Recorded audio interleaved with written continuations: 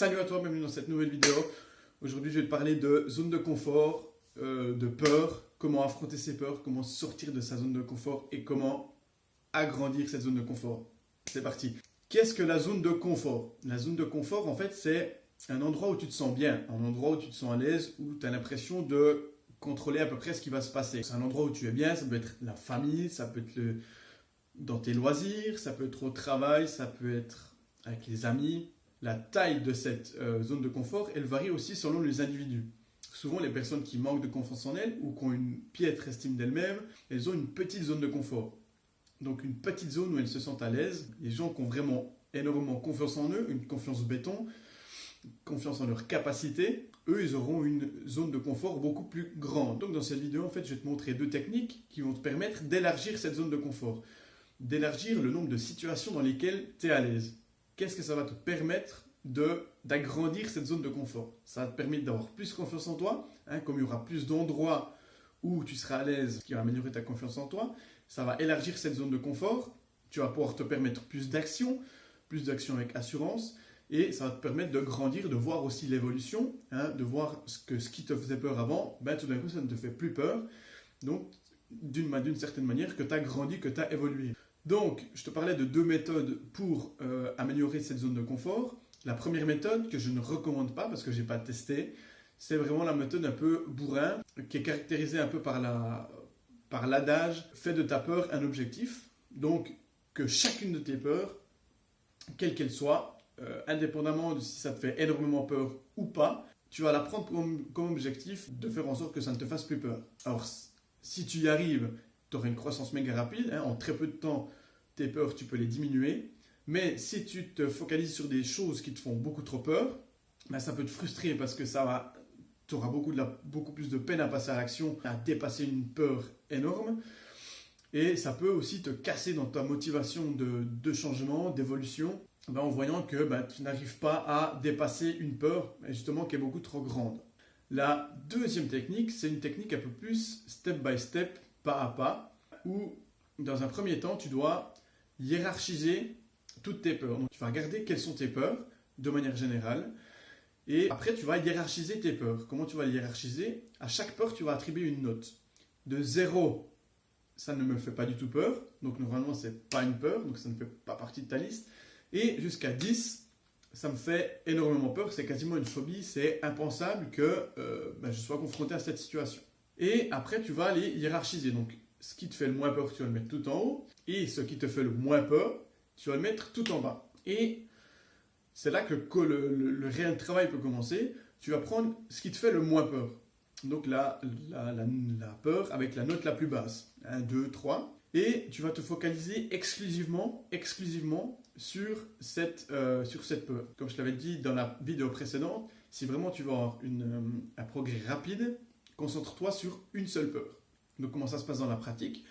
Tu vas prendre cette peur et tu vas aller dans cette situation où tu n'es pas trop à l'aise, tu n'es pas trop confortable, qui est hors de ta zone de confort. Donc une fois que tu l'auras fait une fois, reviens dans ta zone de confort, reviens dans un endroit, une situation dans laquelle tu es à l'aise. Si par exemple tu as peur de parler en public, fais-le une première fois et ensuite reviens dans ta zone de confort. Si par exemple ta zone de confort c'est de ne rien dire du tout, reste dans cette zone-là un moment pour recharger les batteries, pour reprendre de l'élan, pour ressortir une nouvelle fois de ta zone de confort, pour réaffronter ta peur. Et le but, c'est de retourner le plus régulièrement possible dans cette zone d'inconfort, affronter cette peur, pour qu'au fil du temps, cette peur, elle diminue. Évidemment, plus tu t'entraîneras à affronter cette peur, plus cette peur va diminuer. Ça te force aussi, évidemment, à avoir une certaine autodiscipline. Parce que même quand tu n'as pas envie, même quand tu te dis j'ai pas trop envie d'affronter ma peur là maintenant, j'ai pas trop envie de parler en public, pour reprendre l'exemple d'avant, je le ferai une autre fois, c'est d'avoir assez d'autodiscipline à se dire non, je le fais maintenant, c'est grâce à des petites actions que je vais réussir à faire diminuer cette peur, et une de ces petites actions c'est de parler maintenant, il faut vraiment que je le fasse et je le fais. Je vais donc te donner un exemple personnel. Il y a quelques années, moi j'avais énormément peur de lever la main en classe, que ce soit pour répondre au professeur ou pour poser une question. Pourquoi est-ce que j'avais peur? J'avais peur de passer pour un faillot, j'avais peur que mes questions soient ridicules, débiles, j'avais peur que mes réponses soient fausses ou que je sache quelque chose qui n'est pas normal de savoir. Je sais que c'est complètement débile, mais là, c'était une peur que j'avais. J'avais peur d'être critiqué, d'être jugé pour les réponses ou les questions que j'allais poser. Donc j'avais une zone de confort qui était relativement petite en classe, hein, là où les autres élèves, généralement, ils posaient des questions, ils interagissaient avec le professeur. Moi, j'avais trop peur de donner mes réponses, qui, paradoxalement, souvent étaient justes, ou les questions pertinentes, ou c'était des questions que les autres avaient également. Mais j'avais trop peur du jugement des autres, donc la zone de confort, elle était très petite. Puis, une fois, j'ai pris la décision de réduire cette peur, donc d'agrandir cette zone de confort, ma zone de confort. Et j'ai levé la main une première fois en classe pour répondre à une question. Là, j'ai vu que ça s'était bien passé. J'ai vu que la réponse était positive, que personne ne s'était moqué de moi et que tout s'était bien passé. Mais évidemment, la peur, elle était toujours là. Ce n'est pas parce que je l'avais fait une fois que la peur avait disparu. J'avais déjà conscience que si je voulais faire disparaître cette peur, il faudrait le faire plusieurs fois.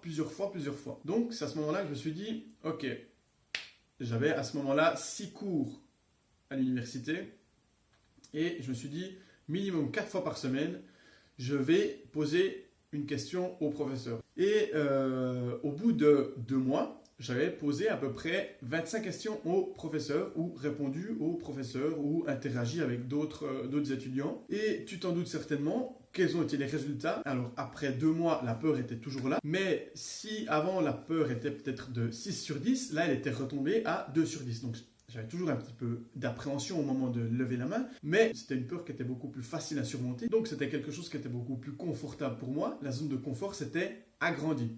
Donc j'avais hiérarchisé ma peur, j'avais pris une peur qui ne me terrorisait pas, mais quelque chose qui me faisait quand même passablement peur.